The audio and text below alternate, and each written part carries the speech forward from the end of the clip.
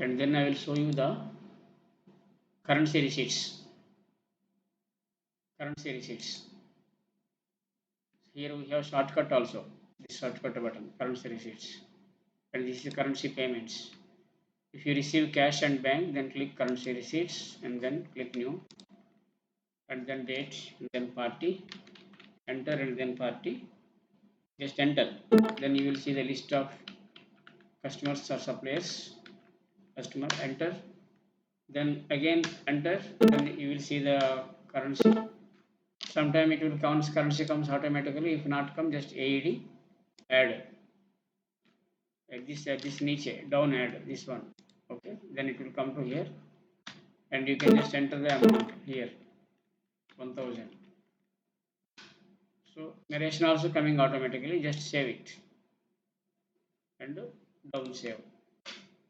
Done. This also print preview. Same like that.